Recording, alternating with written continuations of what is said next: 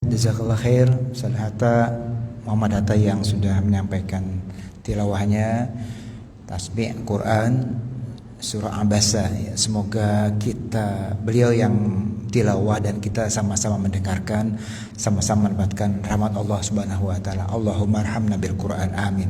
Untuk itu berikutnya insyaallah bersiap-siap ibu-ibu dengan catatannya ya, karena kita upayakan setiap kajian berharap ada sesuatu yang dicatat, karena ilmu itu laksana buruan, maka ikatlah dengan catatan supaya gampang kabur ya, ibarat buruannya. Jadi supaya kuat daya ingatnya. Untuk itu alhamdulillah yang sudah buat catatan, yang belum catatan nanti insyaallah tinggal nyontek sama temennya ya, atau ke depan nanti bisa biasakan membawa catatan ya. Untuk itu maka lanjut kepada berikutnya adalah insyaallah penyampaian materi dengan tema pengorbanan keluarga Yasir yang insyaallah akan disampaikan oleh Ustaz Dr. Mujadi Rainah, diploma MA. Falyatafadhal masykur Ustaz.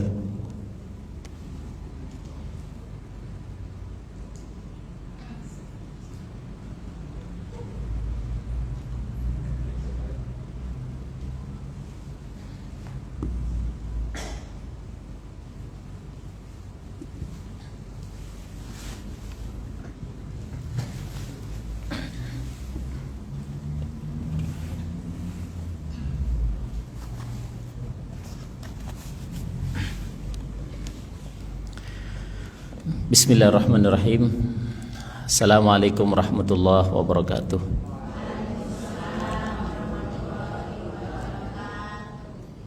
Alhamdulillah, wassalatu wassalamu ala Rasulillah wa ala alihi wa sahbihi wa mawala, la hawla wa la quwwata illa billah. Yang terhormat sahabat saya Ustaz Hatta,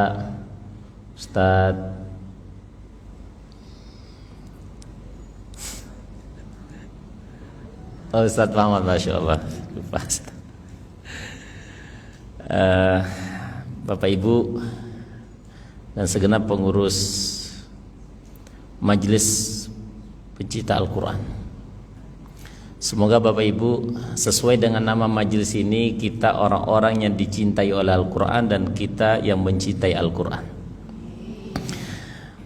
Bapak Ibu semua, sebelum kemudian kita mulai, saya ingin memberikan ilustrasi yang sangat sederhana supaya kemudian kita ini hidup terus bersama Al-Quran dan kemudian kita menjadi mulia.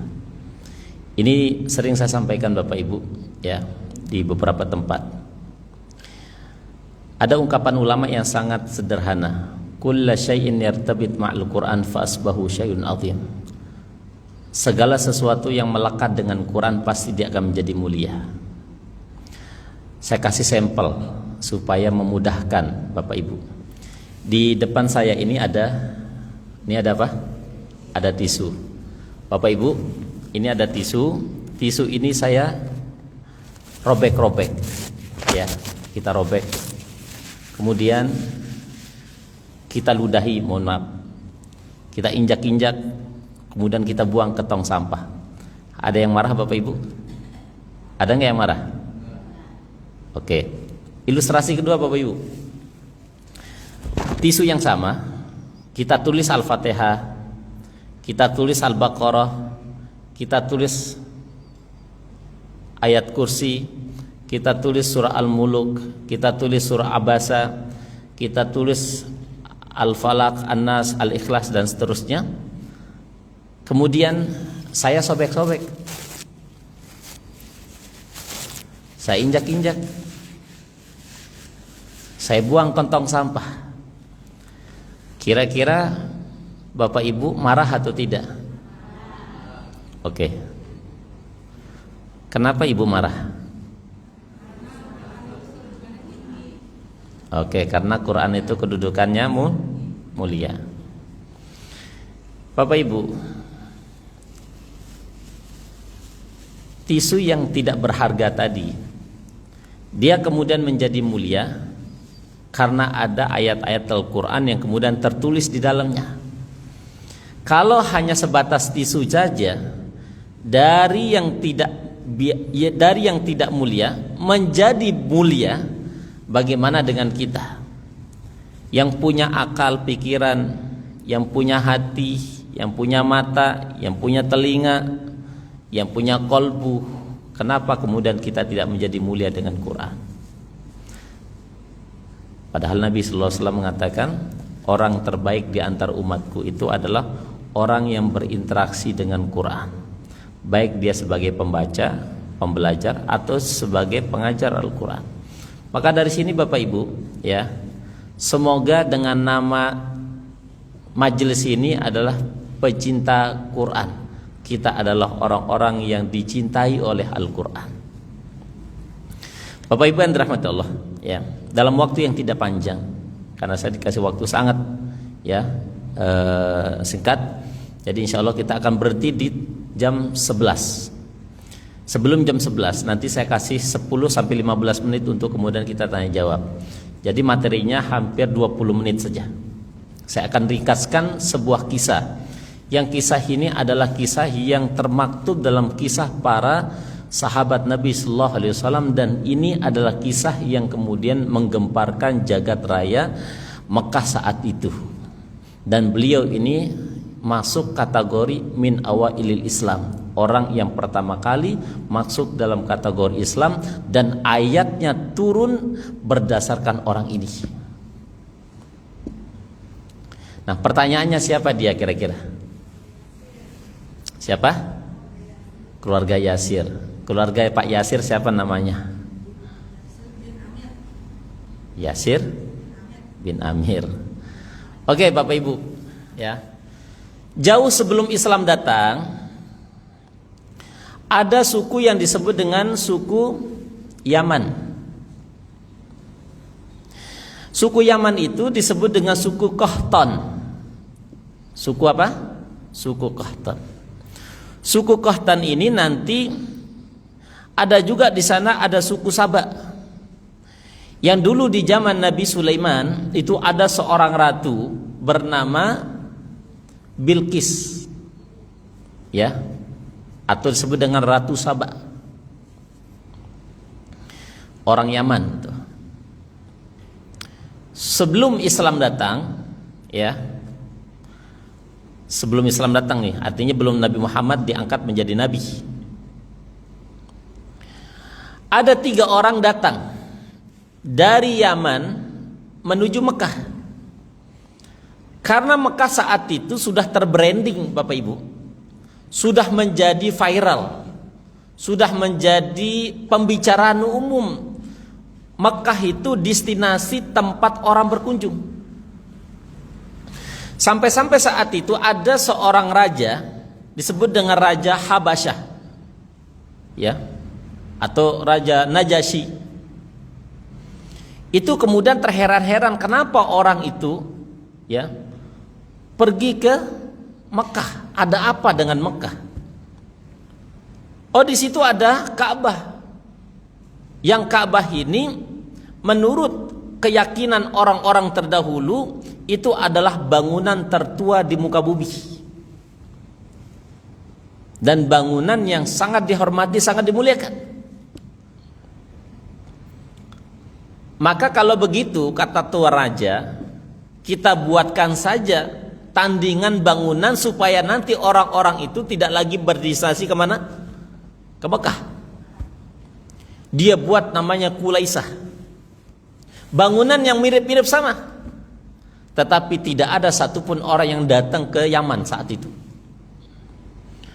Maka pada saat yang bersamaan tuan raja kemudian marah. Kalau begitu kita hancurkan saja Ka'bah. Maka peristiwa yang disebut dengan peristiwa apa? Peristiwa penghancuran Ka'bah oleh Abraha berangkat dari Yaman membawa pasukannya dengan apa? Dengan gajah. Maka pada saat yang bersamaan tahun itu disebut dengan tahun Amul Fil. Maka turunlah nanti cerita Qur'annya surah Al-Fil. Apa bunyi ayatnya? Alam tara kaifa fa'ala rabbuka bi ashabil fil dan seterusnya. Maka setelah kejadian itu ada orang datang dari Yaman, 3 orang. Ini adik kakak. Satu namanya Yasir, 2 namanya Harith, 3 namanya Malik. Datang ke kota Mekah. Tujuannya apa? Ada riwayat mengatakan pengen mencari saudaranya yang dulu sudah berpindah dari Yaman menuju Mekah. Ada yang mengatakan mengundi nasib kayak kita nih dari kampung ke Jakarta. Kira-kira begitu. 3 orang tadi siapa? Yasir, bukan Yasir, Yasir. Yasir, kemudian Harith dan Malik. 3 orang itu datang dari Yaman menuju Mekah. Ada yang mengatakan untuk mencari saudaranya yang sudah lebih dahulu datang, ada yang mengatakan ya untuk mengundi nasib, ya, mencari pekerjaan yang jauh lebih layak. Maka ketika mereka sudah datang ke Mekah, Bapak Ibu, mereka menemukan ada aturan di Mekah itu, orang yang mau bekerja di sini tidak boleh bekerja kecuali ada kafilnya. Apa itu kafil, Bapak Ibu? Kafil itu adalah orang yang bertanggung jawab. Kalau Anda mau bekerja, siapa penanggung jawabnya? Dan sampai hari ini, Bapak Ibu. Makanya kalau mohon maaf nih, kalau orang kita pengen bekerja ke Saudi, harus ada apa? Hah? Harus ada apa? Bukan paspor. Harus ada orang yang bertanggung jawab, orang asli sana.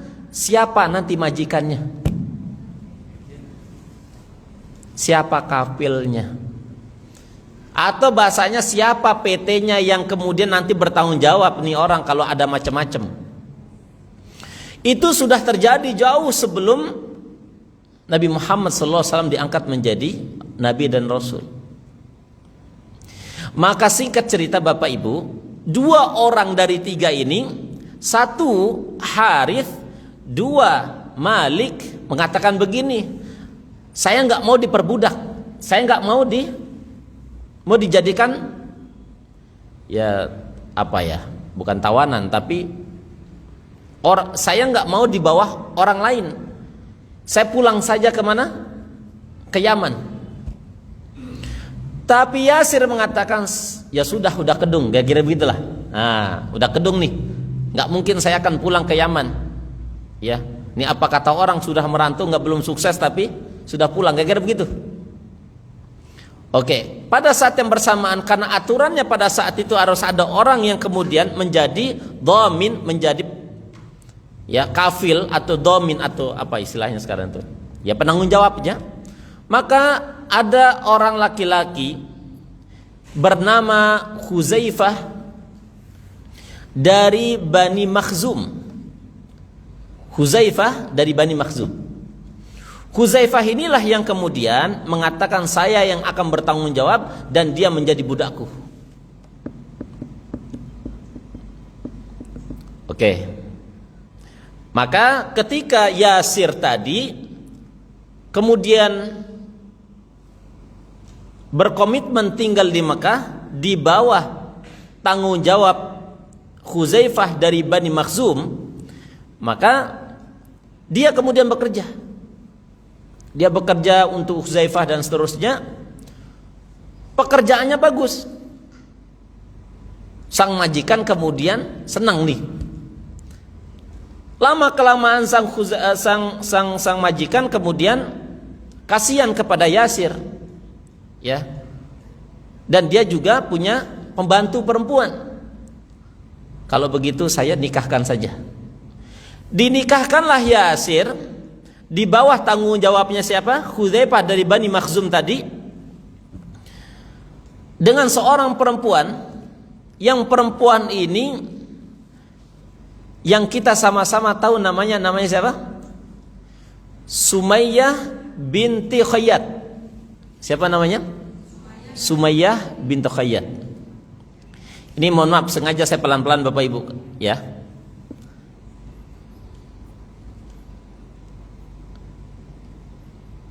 Sumayyah binti Khayyat. Dari pernikahan ini kemudian nanti tumbuhlah benih-benih cinta dari dua orang itu, Yasir dengan siapa? Sumayyah binti Khayyat. Maka pada saat yang bersamaan dua orang ini masih di bawah kekuasaannya siapa tadi? Huzaifah dari Bani Makhzum. Maka singkat cerita Bapak Ibu, Sumayyah ini kemudian punya anak dari hasil pernikahan dengan Yasir. Dikasihlah namanya Ammar. Siapa namanya? Ammar. Bukan Ammar, Ammar. Ya, Ammar. Ya, Ammar. Ya. Ammar. Maka Ammar ini kemudian tumbuh dewasa. Kemudian muncullah seorang nabi. Yang nabi ini kemudian mendeklarasikan dirinya menjadi nabi dan rasul. Siapa dia? Dialah baginda Muhammad sallallahu alaihi wasallam. Dialah siapa? Baginda Muhammad sallallahu alaihi wasallam. Dalam perjalanan hidup mereka kemudian membaca situasi manusia pada saat itu. Wahai Sumayyah, kata Yasir, kalau kita lihat-lihat manusia ini, kita dengan mereka tuan-tuan itu sama, nggak ada bedanya. Kenapa kemudian kita diperbudak? Apa istimewanya mereka? Kasta apa yang dimiliki dan seterusnya? Maka ada kabar gembira, ada seorang yang mengaku menjadi nabi dan rasul yang tidak kemudian pernah membedakan kasta dan kedudukan seseorang. Dialah baginda Muhammad sallallahu alaihi wasallam. Tertariklah orang ini, keluarga ini untuk masuk Islam. Di mana masuk Islamnya? Di satu pesantren, rumah Quran kalau sekarang ini, Pak. Makanya rumah-rumah Quran hari ini itu sunnah di zaman sahabat Nabi. Namanya Darul Arqam. Apa namanya? Darul Arqam. Darul Arqam ini dijadikan tempat belajar ngaji, tempat belajar mengenalkan Islam. Untuk orang-orang yang mau belajar Islam, private langsung bersama Nabi secara sembunyi-sembunyi. Salah satunya adalah siapa? 3 orang. Siapa mereka? 1 Yasir, 2 Sumayyah binti Khayyat, dan ketiga adalah Ammar. Ya, begitu ceritanya Bapak Ibu. Udah masuk Islam, kemudian tersebarlah kemudian keislaman mereka. Tersebar keislaman mereka, maka pada saat yang bersamaan Bapak Ibu, mereka kemudian disiksa, kira-kira begitu. Ya, disiksa. Setiap hari disiksa Bapak Ibu. Orang yang paling kejam siksaannya itu adalah siapa? Oh, adalah ibunya dan bapaknya. Termasuk Yasir, termasuk Ammar. Yang paling banyak kemudian menyakiti adalah namanya Abu Jahal.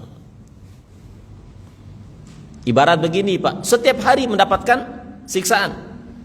Ya, kalau orang-orang kafir Quraisy itu datang ke Bani Makhzum, ya, ketemu dengan Huzaifah, dia mengatakan, Huzaifah, mana orang yang masuk Islam itu? Ya, kita siksa supaya mereka murtad. Keluarkan mereka. Ya, Yasir plak palanya, Sumayyah plak palanya, Ammar plak palanya. Setiap hari begitu. Setiap hari disiksa, ditempeleng, ditendang, digebukin, begitu terus. Ya, sampai-sampai Nabi sallallahu alaihi wasallam ketika melihat itu, ya, pelecehan yang terjadi kepada 3 sahabatnya, dan Nabi nggak bisa berbuat apa-apa saat itu, hanya bisa mendoakan karena kekuatan Islam tidak banyak pada saat itu, karena beberapa gelintir orang saja. Maka Nabi sallallahu alaihi wasallam mengatakan, sabran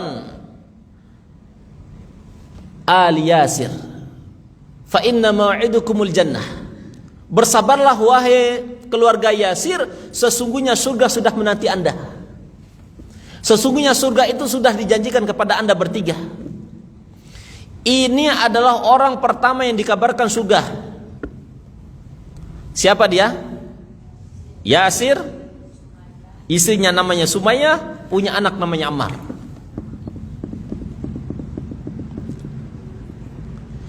Sampai kemudian Abu Jahal saking lelahnya kemudian menyiksa setiap hari, sampai sudah kemudian dia sudah gelap mata.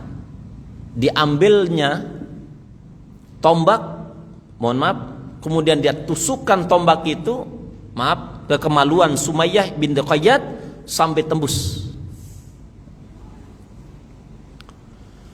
Melihat apa yang dilakukan oleh Abu Jahal dan seterusnya, maka suaminya pun kemudian bergetar melihat istrinya yang sedang terbunuh, tertombak. Maka suaminya pun kemudian dibunuh. Maka Ammar pada saat yang bersamaan 99% dia sudah tawakal pada Allah Subhanahu wa taala, saya pasti terbunuh. Ammar. Sebelum dibunuhnya Ammar, mau dieksekusi nih Bapak Ibu, ditaruh batu besar, diseret di tengah padang pasir sampai dilempari dan seterusnya. Maka dikasih kemudian opsi, mau murtad, mau keluar dari Islam, atau kita bunuh. Ya. Maka Ammar kemudian pada saat yang bersamaan dia kemudian memilih untuk mengatakan keluar. Maka dibebaskanlah, singkat cerita. Maka setelah dia bebas, maka dia datang pada baginda Muhammad sallallahu alaihi wasallam. Ya Rasulullah, ketika penyiksaan begitu luar biasa, saya sudah tidak tahan ya Rasulullah. Saya sudah tidak bisa lagi berkata apapun ya Rasulullah, kecuali saya akan mengatakan apa yang diinginkan mereka. Maka Nabi sallallahu alaihi wasallam bertanya, apakah pada saat yang bersamaan, kata Nabi sallallahu alaihi wasallam, hatimu masih beriman? Maka Ammar mengatakan, bala ya Rasulullah. Maka turun Quran surah An-Nahl yang mengatakan bahwa orang-orang yang beriman setelah kekufurannya, ya, dan mereka kemudian mengatakan sesuatu yang kemudian tidak diridai oleh Allah Subhanahu wa taala, sedangkan di dalam hatinya masih ada keimanan.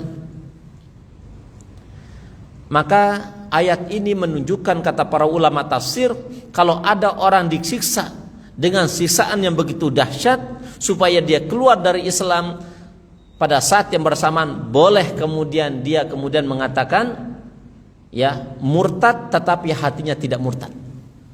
Kenapa? Penyiksaan yang luar biasa. Ayat ini kemudian memberikan pandangan yang sangat jelas bahwa Ammar ibn Yasir menjadi orang yang tetap dalam keadaan Islam. Singkat cerita jamaah yang berbahagia, ketika Islam sudah mulai kemudian besar, pesat perkembangannya, maka orang-orang sudah mulai kemudian menampakkan keislamannya. Maka kata sahabat Nabi sallallahu alaihi wasallam bernama Abdullah bin Mas'ud mengatakan, ada 7 orang di awal-awal Islam itu yang sudah menyatakan dirinya Islam dan menampakkan keislamannya secara terang-terang. 7 orang itu adalah 1 Nabi. Siapa yang berani mengganggu Nabi? Nabi dari Bani siapa? Nabi itu dari Bani siapa? Bani Hashim. Siapa yang tidak kenal dengan Bani Hashim? Siapa yang berani colek Nabi sallallahu alaihi wasallam? Sehingga Nabi sallallahu alaihi wasallam menampakkan keislamannya. Kedua, kata Abdullah bin Abbas, yang berani menampakkan keislaman secara terang-terang di awal-awal Islam itu Abu Bakar. Siapa yang berani colek Abu Bakar? Siapa yang berani meludahi Abu Bakar? Siapa yang berani mencelakan Abu Bakar? Tidak ada satupun, karena memang orang terpandang, orang kaya, orang terhormat kedudukannya, keluarga besarnya orang-orang hebat pada saat itu. Siapa yang berani? Enggak ada yang berani. Kemudian kata Abdullah bin Mas'ud, Yang ketiga adalah Yasir. Ya, maka ulama kemudian mengatakan, siapa dia Yasir? Dia seorang budak yang datang dari Yaman. Di bawah kekuasaannya Hudzaifah dari Bani Makhzum. Enggak punya apa-apa, enggak punya keluarga. Ya, maka wajar kemudian kalau kemudian dia tereksekusi. Nabi enggak ada yang berani. Abu Bakar enggak ada yang berani. Kemudian yang keempat, selain Ammar ada bapaknya Yasir. Selain bapaknya Yasir, bapaknya Ammar, ada ibunya Sumay binti Khayyat. Ya. Kemudian ada sahabat Nabi sallallahu alaihi wasallam yang bernama Al-Miqdad dan Ali bin Abi Thalib. Siapa yang berani nyolek mereka? Ya, dan Bilal bin Abi Rabah. 7 orang itu adalah orang yang sudah menampakkan keislaman di awal-awal Islam. Sehingga Nabi sallallahu alaihi wasallam memberikan ya apresiasi begitu luar biasa kepada siapa? Kepada Ammar ibn Yasir. Nah, Ammar ibn Yasir ini Bapak Ibu nanti ikut kemudian hijrah dari Mekah ke Madinah. Dari mana Bapak Ibu? Dari Mekah ke Madinah. Dan Ammar ibn Yasir selalu ya mengikuti Nabi sallallahu alaihi wasallam dalam kegiatan-kegiatan dakwah, dalam kegiatan-kegiatan sosial, dalam kegiatan-kegiatan peperangan. Dan Ammar ibn Yasir ini nanti hidup sampai Khulafa ar-Rasyidin al-Mahdi yang 4 itu. Dia pernah merasakan pemerintahan Nabi sallallahu alaihi wasallam. Dia pernah merasakan pemerintahannya Abu Bakar. Dia pernah merasakan pemerintahannya Umar bin Khattab. Dia pernah merasakan pemerintahannya Utsman bin Affan. Dan dia juga kemudian pernah merasakan pemerintahannya siapa? Ali bin Abi Thalib. Dan kata Nabi sallallahu alaihi wasallam, nanti ya Ammar ibn Yasir itu akan kemudian dibunuh di antara fitnah-fitnah yang terjadi nanti ketika peperangan dua yang disebut dengan perang Siffin. Ya, perang Siffin itu perang antara Muawiyah dengan Sayyidina Ali bin Abi Thalib. Disitulah terbunuhnya siapa? Terbunuhnya Ammar ibn Yasir. Baik, Bapak Ibu yang dirahmati Allah Subhanahu wa taala, madza nastafidu min hadhil kisah? Dari sekelumit kisah tadi, ya, yang ringkas pendek tadi, apa yang dapat kita ambil pelajaran dari kisah Yasir ini? 1. Ada ayat Al-Quran turun terhadap Ammar ibn Yasir dan keluarganya. Kata para ulama, beliau masuk dalam ayat ini. Quran surah At-Taubah ayat yang ke-100. Ya. Quran surah At-Taubah ayat yang ke-100. Disebut dengan as-sabiqunal awwaluna minal muhajirin wal ansar. Beliau masuk kategori orang as-sabiqunal awwalun. As-sabiq al-awwalun itu artinya orang-orang pendahulu dari umat ini. Siapa mereka? Dari kalangan muhajirin, dari kalangan Mekah, dan ansar dari kalangan Madinah. Masuk kategori siapa? Ammar ibn Yasir dan keluarganya. Tuh, kalau kemudian tadi ilustrasi tadi Bapak Ibu nih, ilustrasi tadi, ya, ilustrasi apa nih? Tisu tadi, dia menjadi mulia. Bagaimana dengan ada orang yang kemudian ayat itu turun kepada dia? Pertanyaannya, mulia nggak kira-kira? Mulia nggak kira-kira? Kalau ada ayat turun kepada orang tersebut, kira-kira mulia nggak orang itu? Mulia. Masuk kategori dari surah At-Taubah ayat yang 100. Ya, as-sabiqunal awwaluna minal muhajirin wal ansar. Ini yang pertama, pelajaran pertama. Ya. Dan orang-orang ini adalah Ammar ibn Yasir. Pelajaran kedua adalah orang yang kemudian masuk kategori ahli Badrin.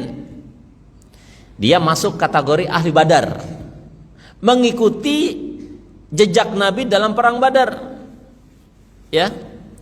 Kata Nabi sallallahu alaihi wasallam, orang perang Badar itu ya dijamin oleh Nabi sallallahu alaihi wasallam akan dihapus dosa-dosanya. Berarti Bapak Ibu 9,99%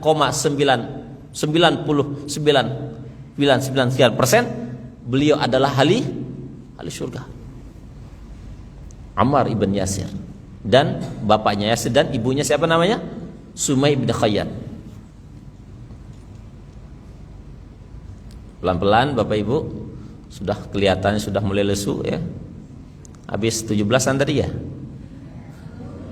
Oh besok ya 17-annya gitu. Bapak-bapak sudah mulai 17-an? Belum? Belum ya? Oh, besok ya 17-annya gitu.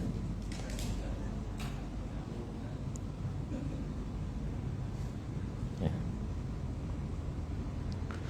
Baik, kemudian Bapak Ibu ya, tadi sebenarnya saya sudah kirimkan itunya, materinya, tapi bahasa Arab ya. Ke siapa ya? Yang hubungi saya siapa ya? Ada yang hubungi saya siapa? Ibu Ira ada? Oh, Ibu ya? Ibu alumni Setiu ya? Oh iya Oke. Tapi pakai bahasa Arab Bu ya? Oke. Ya kemudian yang ke berapa tadi itu Pak? 3. Ya. Yang ketiga,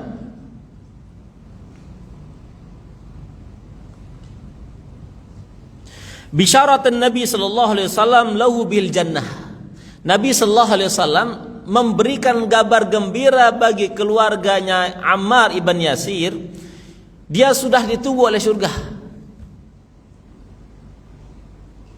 Ini mohon maaf Bapak Ibu, orang yang mungkin secara kedudukan biasa-biasa saja, tidak terlalu terhormat, bahkan dia diindikasikan sebagai seorang budak, tetapi surga sudah rindu sama dia. Ada riwayat mengatakan al-jannatu mustaqun ila thalathati nafarin. Surga itu kemudian merindukan 3 orang. Satu di antaranya Ammar, kemudian Ali, kemudian Anda mengatakan Mikdad. Ya walaupun kemudian ini harus diteliti, jangan-jangan ini adalah hadis dari Syiah gitu ya, karena spesifik dia gitu. Bapak Ibu, ini menunjukkan bahwa ada orang-orang yang dirindukan oleh surga. Ada orang-orang yang sudah kemudian dikasih gambar gembira oleh Nabi sallallahu alaihi wasallam, sudah masuk dalam kategori dia ahli surga. Siapa dia? Alu Yasir. Ammar bapaknya, Yasir ibunya Sumay bin Khayyat. Ya. Bisyaratun Nabi sallallahu alaihi wasallam lahul jannah. Dia sudah mendapatkan kabar dari Nabi, dia ahli surga. Bapak Ibu, ini sahabat begitu luar biasa. Ya, sampai-sampai nanti saking luar biasanya ada seorang sahabat yang bernama Amr bin As. Siapa yang tidak kenal Amr bin As? Siapa yang tidak kenal Bapak Ibu? Di masa jahiliyahnya dia orang hebat, di masa Islamnya dia orang hebat. Tetapi ketika dia mau meninggal dunia Amr bin As ini, kemudian merasa gelisah. Kemudian anaknya mengatakan, Abdullah ibn Amr ibn As mengatakan, wahai ayahku, kenapa anda itu gelisah? Kata Amr bin As, padahal Amr bin As ini Bapak Ibu maaf, Amr bin As itu adalah panglima perang, jenderalnya perang, nggak pernah kalah-kalah sama ya 11-12 dari Khalid bin Walid, diplomat ulung, ya, negosiasi nggak pernah kalah, ya, kemudian politiknya jago, ya, tentaranya hebat, dan dia punya pasukan, dan dia pernah diangkat menjadi gubernur, ya, di Mesir, dan dia adalah orang yang membuka Islam ke Mesir. Siapa namanya? Amr bin As. Lihat Bapak Ibu, saking mulianya ini Ammar. Amr bin As ini ketika mau meninggal dunia, sahabat ini didatangi oleh anaknya, namanya Abdullah ibn Amr ibn As. Wahai ayahku, kenapa engkau gelisah? Bukankah anda ini orang hebat? Maka kata Amr bin As, saya dulu orang hebat dulu, tapi sekarang saya tidak tahu akan kemana, apakah surga dan neraka. Dan saya kemudian iri kepada seorang sahabat yang dikatakan Nabi sallallahu alaihi wasallam bisyaratun ilal jannah, orang yang sudah dikabarkan oleh Nabi sallallahu alaihi wasallam yaitu surga. Siapa dia? Ammar ibn Yasir. Tuh. Sekelas siapa? Amr bin As saja, panglima perang, diplomat ulung, yang enggak pernah kalah perang, yang enggak pernah kalah berdebat, politik ulung, orang hebat, jenderal dan seterusnya. Ini kemudian begitu iri terhadap Ammar ibn Yasir yang dulu seorang budak. Saking hebatnya nih Ammar ibn Yasir. Ini banyak sekali, tapi 2 lagi deh supaya nggak banyak-banyak. 4 ya, nanti kalau kebanyakan nanti hilang tuh materi.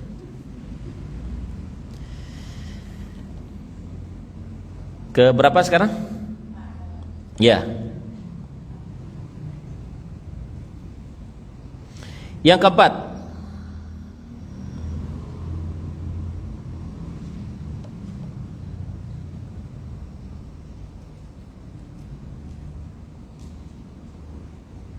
nah, yang keempat adalah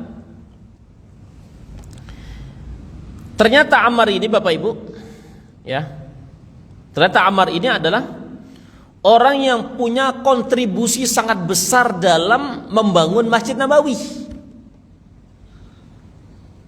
Ya, Ammar ibn Yasir. Ya, Ammarun wa banaul masjid. Ternyata Ammar itu punya kontribusi yang sangat besar terhadap masjid itu. Kenapa Bapak Ibu?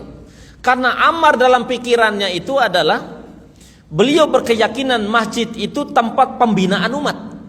Masjid itu tempat pembinaan iman. Masjid itu untuk menempa kaum muslimin.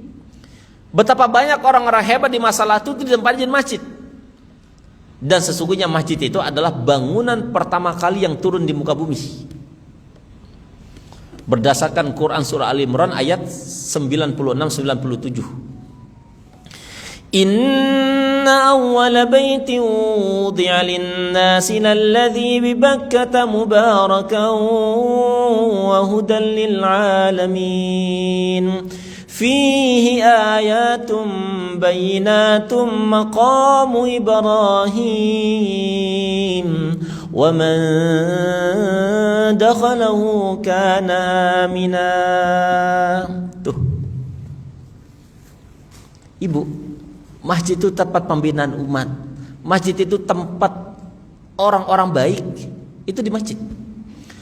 Dan orang-orang besar dalam catatan sejarah Islam itu dibinanya di masjid.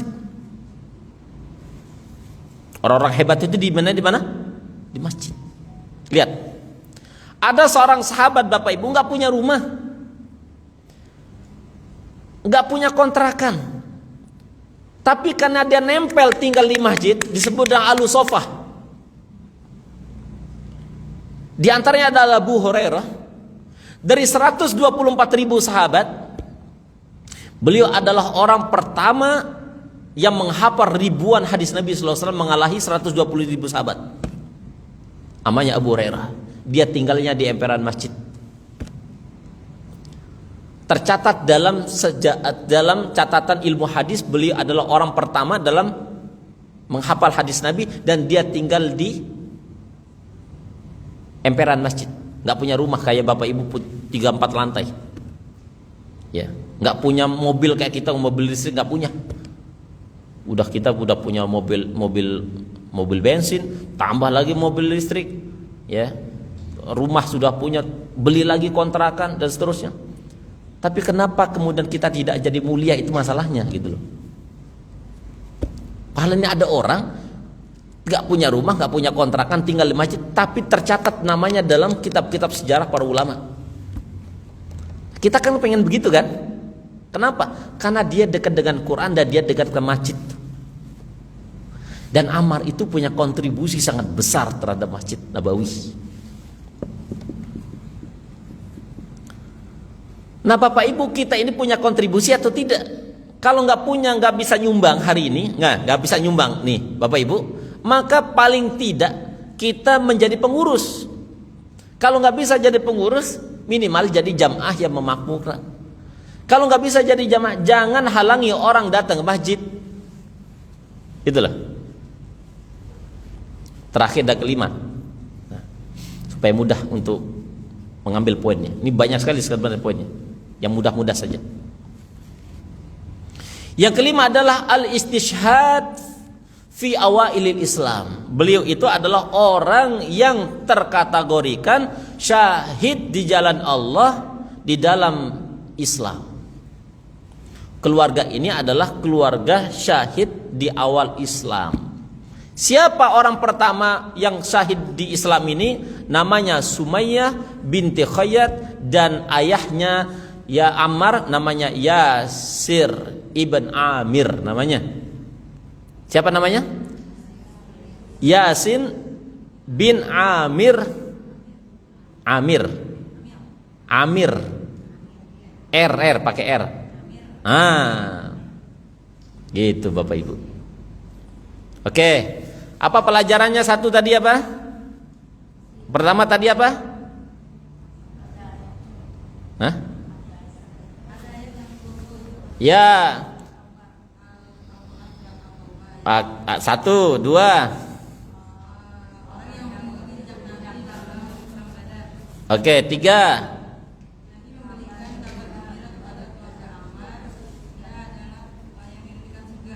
Empat.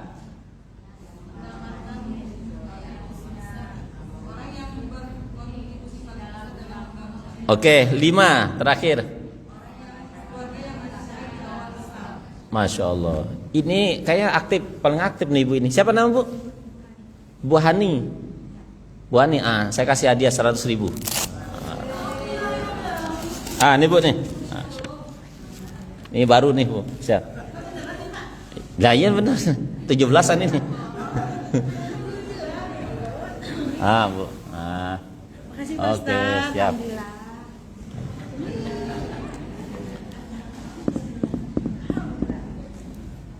Ya.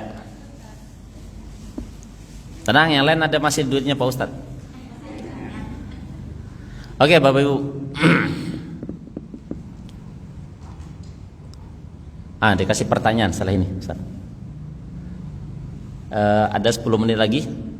Sebelum kita tutup, kita kasih pertanyaan Ustaz ya.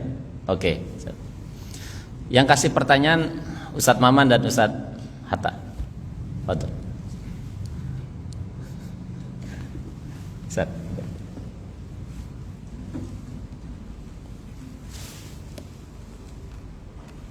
Baik.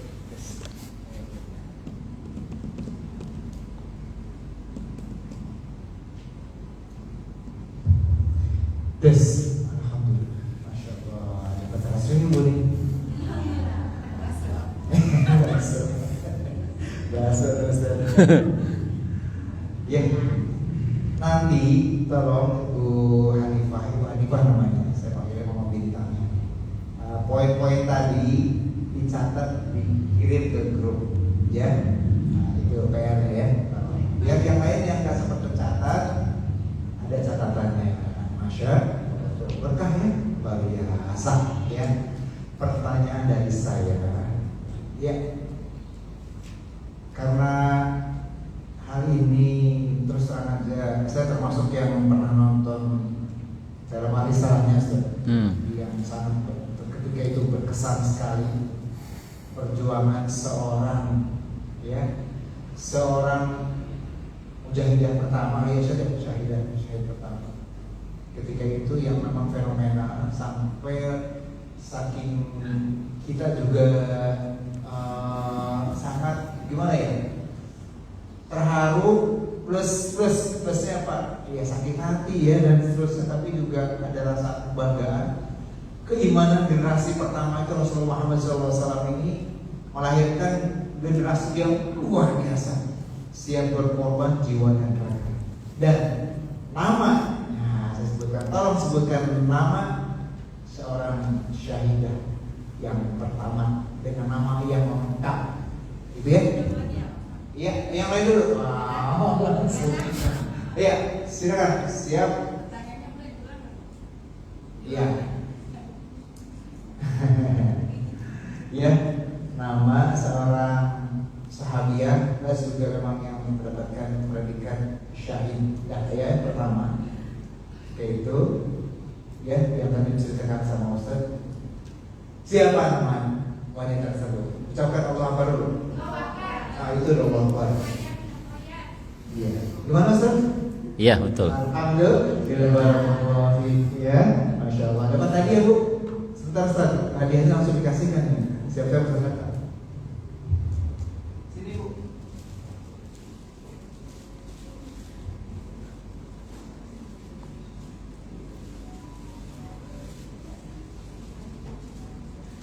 Pilih yang mana nih?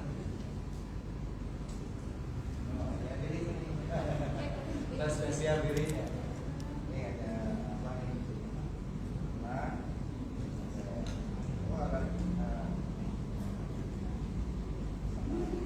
Bukan aja.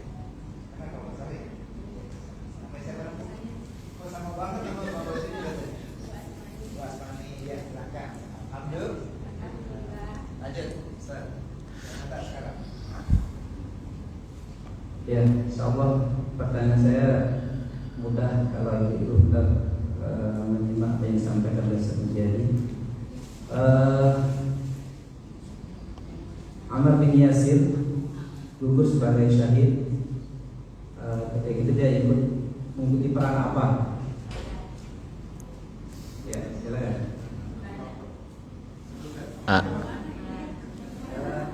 Itu ibu yang hitam tuh, itu kerudungnya. Ya, yang itu tuh, perang Badar. Itu ibu yang itu tuh.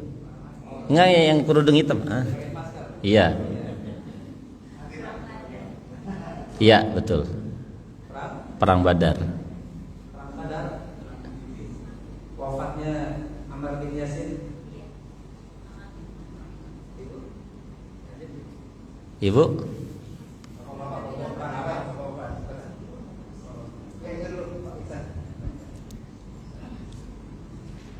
Assalamualaikum warahmatullahi wabarakatuh. Salam. Si Ammar Yasir pernah, kalau nggak salah jawabannya adalah pernah ikut perang Siffin atau perang perahu. Ya. Pertanyaannya Ustaz di mungkin agak ini dipertegas lagi Ustaz. Ammar bin Yasir gugur sebagai syahid. Ketika itu dia mengikuti perang apa? Gugurnya Ammar bin Yasir.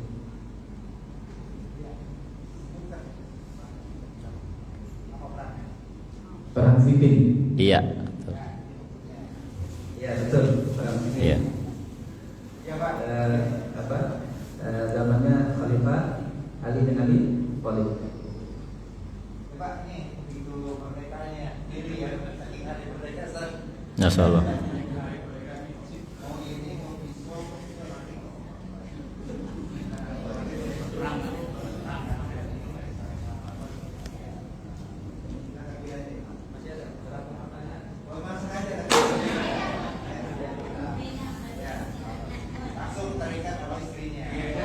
Iya. Tahu tuh biar masak makan siang gitu. Ya, ya. Dasar. Udah. Ya disuruh coba. Oke, siap. Jazakumullah khair. Masya Allah.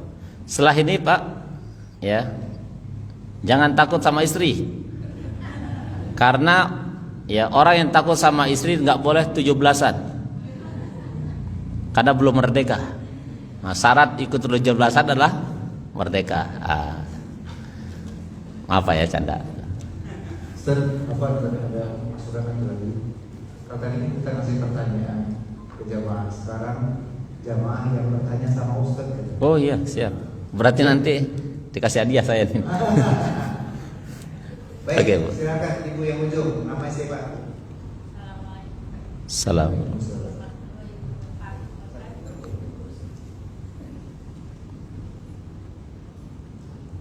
Assalamualaikum warahmatullahi wabarakatuh. Pak Ustaz, izin bertanya. Saya kan menyimak tentang keluarga Yasir bin ini ya.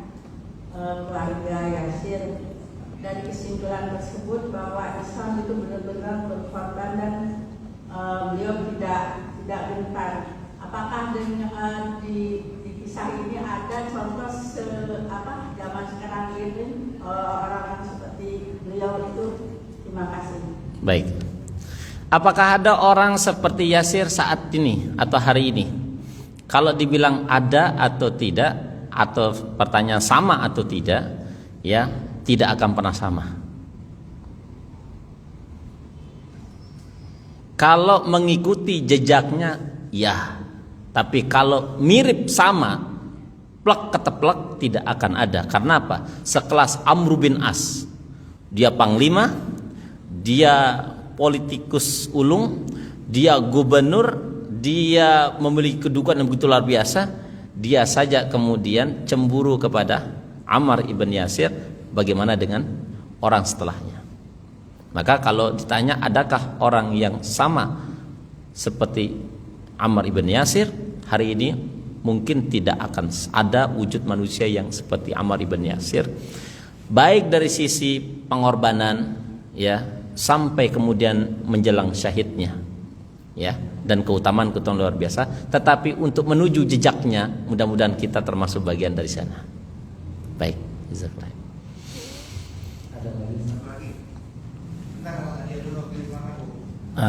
Siap, betul.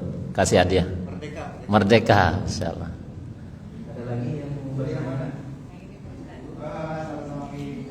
Oh, sama. Boleh.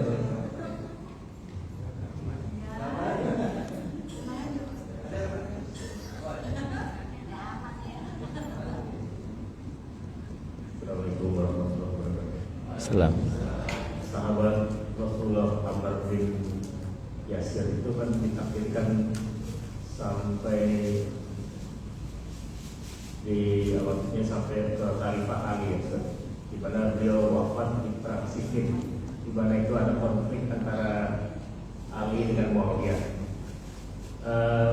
Sedangkan di posisi itu, posisi di mana ijtihad yang dilakukan oleh Ammar bin Yasir itu sampai dia meninggal di perang Siffin. Baik. Nah, ini menarik ya. Ketika Ammar ibn Yasir kemudian ikut dalam gerakan perang Siffin. Ya, perang Siffin itu kan perang antara kelompok Muawiyah dan Ali bin Abi Thalib. Satu ya di Suriah, Damaskus, satu di mana? Satu di Madinah, ya, atau di mengatakan di mana, Baghdad, ya. Nah, ala kulli hal, ya, Yasir ini di kubu mana? Kira-kira begitu. Ijtihadnya Yasir itu di kubu mana? Ya, maka ijtihad Yasir itu berada di kubu Sayyidina Ali bin Abi Thalib. Ya, makanya ada riwayat, ya, tapi perlu kemudian ditinjau ulang nih riwayat. Ada yang mengatakan al jannatu mustaqatun ila thalathati nafarin. Ya, surga itu merindukan 3 orang. 1 Ali, 2 Miqdad, 3 Yasir. Dari sini kemudian ya ulama kemudian mengkategorikan Yasir itu kelompoknya siapa? Sayyidina Ali bin Abi Thalib yang terbunuh, dan dia terbunuh ya di antara perangnya para Bugot. Bugot itu orang-orang yang hendak kemudian menggunakan pedangnya kepada sosok pemerintah Sayyidina Ali bin Abi Thalib, pemberontak kalau bahasa sekarang itu, Pak. Itu Baghiyah, itu pemberontak. Wallahu a'lam bishawab.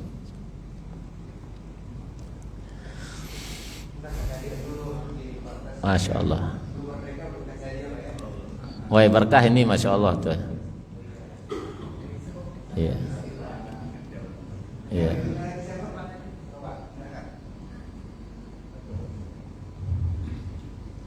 Assalamualaikum warahmatullahi wabarakatuh, Ustaz. Assalamualaikum. Nah, ini saya mau nanya tentang mengenai Ka'bah.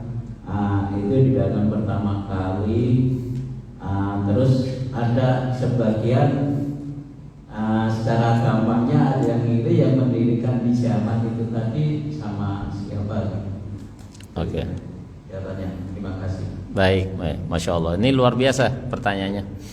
Ibu, ada sahabat bertanya kepada Nabi, ya Rasulullah, kira-kira jauh sebelum Nabi Adam diturunkan ke muka bumi ini, kira-kira bangunan apa yang pertama kali Allah turunkan? Nabi diam.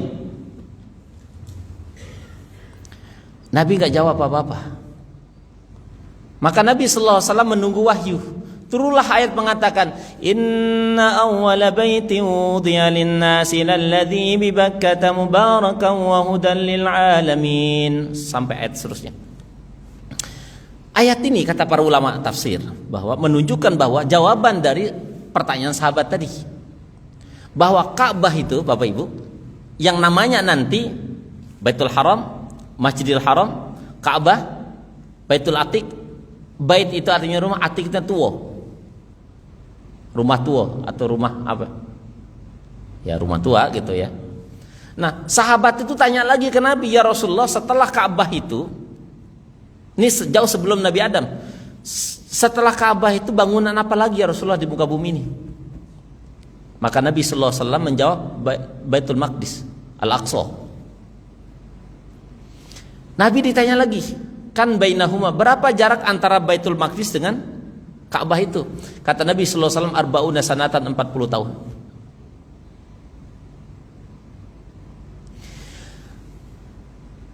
Lantas siapa yang membangun? Yang bangun, ya, yang bangun apa? Ka'bahnya, fisiknya. Ada khilaf ulama. Nanti kalau mau jawabannya lebih luas, Bapak Ibu, klik saja YouTube. Klik di YouTube, tulis nama saya, Mujiyadi Raina, sejarah Ka'bah. Berapa tingginya, lebarnya berapa pintunya, siapa yang mengawali, siapa yang menghancurkan, sampai nanti direnovasi 5 kali sampai hari ini. Itu ada saya YouTube saya 1,5 jam terkait dengan itu. Tapi saya kasih keluhnya saja supaya nggak penasaran. 3. 1, ulama mengatakan bahwa yang pertama kali ya ciptakan itu tentu Allah Subhanahu wa taala turunkan. Tapi masih dalam bentuk pondasinya saja, disebut dengan qawaid. Qawaid itu kalau bahasa kita itu ini Ustaz apa? Dasar, apa? Kalau kita mau buat rumah itu apa? Pondasi. Sebagaimana bunyi ayatnya nanti, wa idz yarfa'u Ibrahimul qawa'ida minal baiti wa Ismailu rabbana taqabbal minna innaka antas samiul alim. Yang kedua, yang membuat Ka'bah di awal-awal itu adalah malaikat. Yang ketiga, yang membuat Ka'bah itu adalah Nabi Adam alaihissalatu wassalam. Dan keempat, ada yang mengatakan yang membuat Ka'bah itu adalah Nabi Ibrahim. Tetapi khusus kepada Nabi Ibrahim ini, beliau itu bukan membuat Ka'bah, tapi merenovasi dinding-dinding yang sudah hancur, yang terkena ombak di zaman Nabi Nuh alaihissalatu wassalam. Jadi di zaman Nabi Nuh itu banjir terjadi selama 40 hari 40 malam. Wa fatahna abwabus sama, dan kami turunkan hujan, yang hujan itu 40 hari 40 malam, yang terendam seluruh permukaan dunia itu, ada mengatakan seluruh permukaan dunia selama 150 hari atau dengan 5 bulan. Terendam, ikutlah itu kemudian Ka'bah sampai runtuh di zaman Nabi Nuh alaihissalatu wassalam, ya, dan nanti diperbaiki di zaman Nabi Ibrahim. Jarak antara Nabi Ibrahim dengan Nabi Nuh alaihissalatu wassalam itu 9 generasi. Ibrahim punya ayah namanya Azar, Azar punya ayah namanya Haran, Haran punya ayah namanya Ra'u, Ra'u punya ayah namanya Saruh, Saruh punya ayah namanya Falih, Falih punya ayah namanya ya Saleh, Saleh Ebir, Ebir punya ayah namanya Saleh, Saleh punya ayah namanya ya Al-Fakhsyad, Al-Fakhsyad punya orang tua namanya Sem, Sem punya orang tua namanya Nuh alaihi salatu wassalam. Jadi 9 generasi itu Bapak Ibu. Kalau satu generasi saja itu 100 tahun, berarti 900 tahun lamanya, sekitar 1000 tahun antara jarak Nabi Ibrahim dan Nabi Nuh alaihi salatu wassalam. Baru kemudian diperbaiki itu. Maka setelah diperbaiki Bapak Ibu oleh Nabi Ibrahim berdasarkan ayat wa idz yarfa'u Ibrahimul qawa'ida minal baiti wa Ismailu rabbana taqabbal minna innaka antas samiul alim, itu barulah Nabi Ibrahim selesai berdoa itu selesai merapikan Ka'bah itu berdoa pada Allah Subhanahu wa taala. Doanya apa? Rabbana wa ba'ats fihim rasulam minhum yatlu alaihim ayatika wa yu'allimuhumul kitaba wal hikmah innaka antal azizul hakim. Itu doanya Bapak Ibu.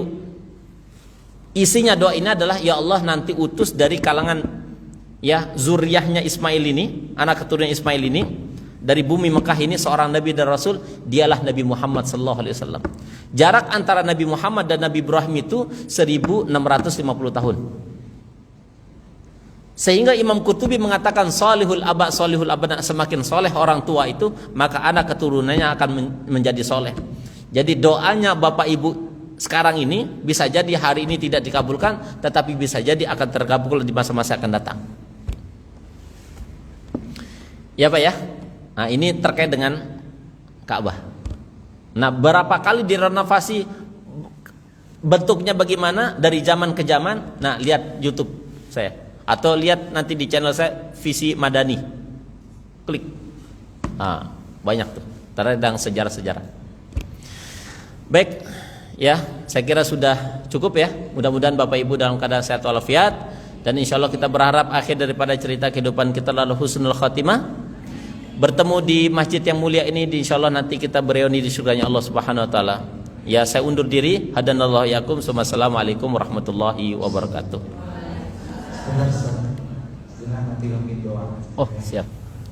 Kalian pakai merdeka. Siap. Ini tadi Roy nanya. Nah masih ada kesempatan, mana yang dipilih merdeka?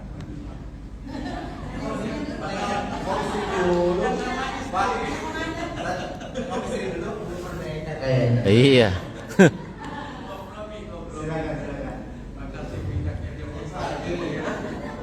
Iya.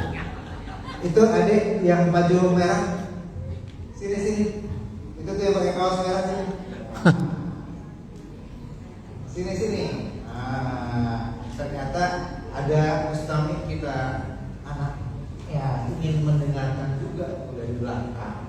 Wah, masya Allah. Ini ada hadiah nih. Nih, kan sini. Ya sini. Ayo. Ini sampai hitungan sampai 3 nih. Kalau nggak diambil, saya kasih yang lain. Nah, kenang-kenangan nih buat Ade ya. Namanya siapa? Hah?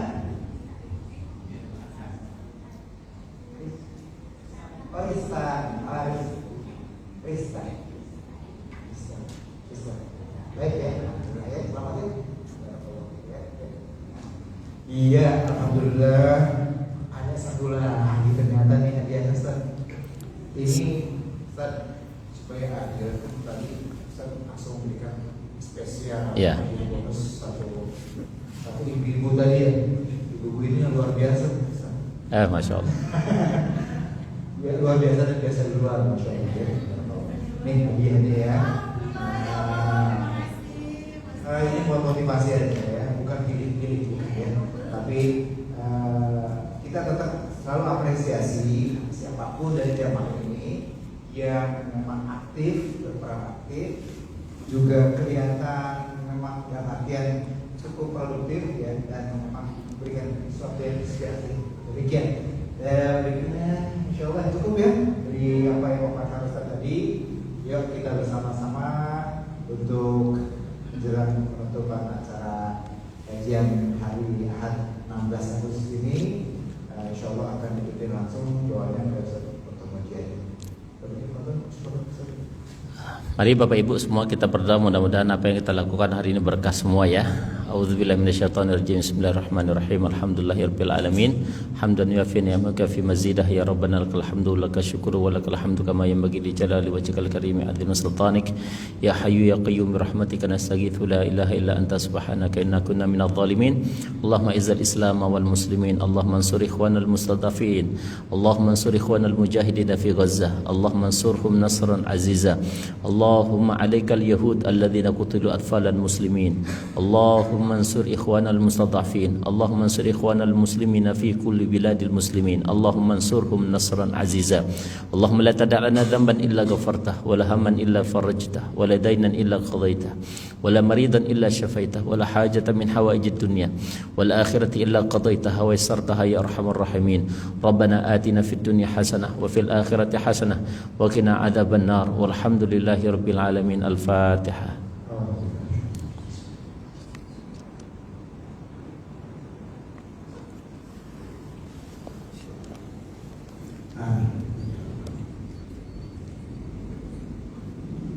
Baik, alhamdulillah.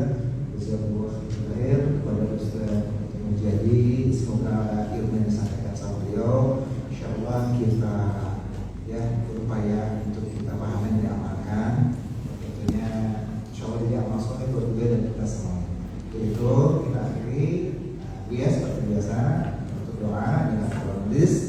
Subhanakallahumma wa bihamdika asyhadu an la ilaha illa anta wa nastaghfiruka wa natubu ilaik. Wassalamualaikum warahmatullahi wabarakatuh. Foto Ustaz. Merdeka. Ya. Tak foto-foto Ustaz. Jadi dokumentasi kamu. Kenapa? Kita foto itu dokumentasi. Oh iya, foto atau dokumentasi.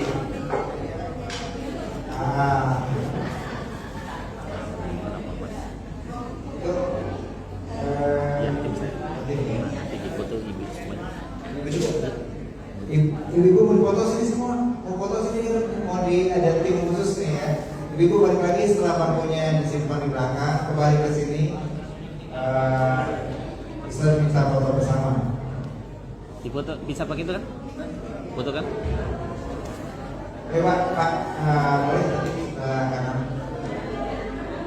Ayo juga pengurus-pengurus KCA juga sekalian foto bersama. Bareng sini. Yuk, jangan pulang dulu Bu, jangan pulang dulu, sebentar foto di sini. Balik. Ayo Bu. Ayo pulang, jangan pulang dulu, sebentar foto dulu. Tolong tahan. Ayo silakan maju ke depan semuanya.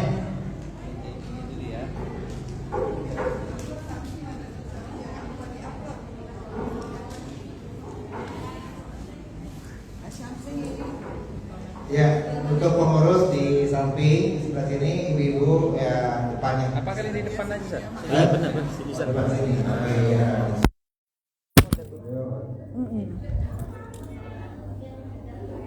Ayo ibu cepat Bu, hitungan sampai 5. Nah, 1. Ya izin maaf ya ibu, biar kelihatan semuanya. Oke.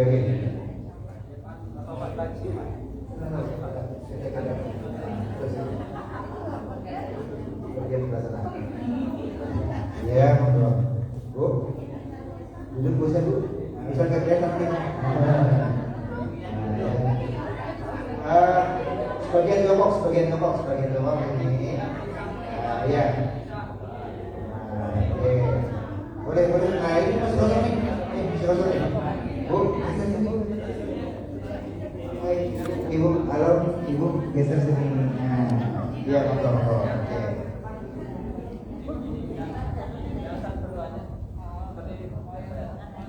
Nanti sekali minta tolong di uploadin ya, dipencetin uploadnya. Oh iya. Iya. Bu, yang sebelah kiri udah siap.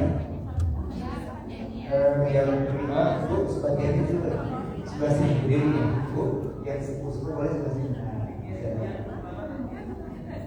Biarin.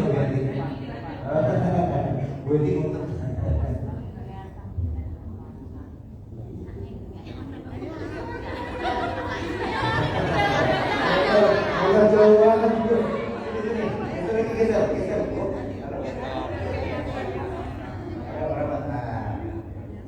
Oke.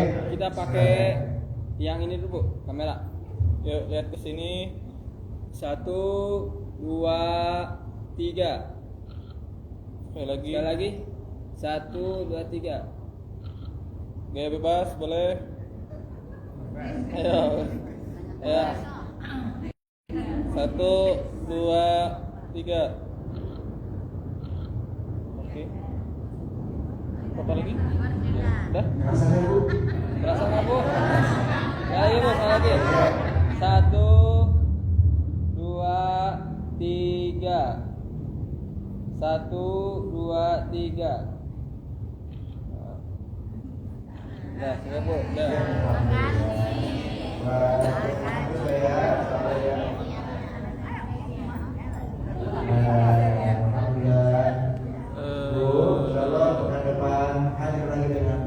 Sangat yang membanggakan. Baik ya. Iya, sehat-sehat ya. Gitu ya.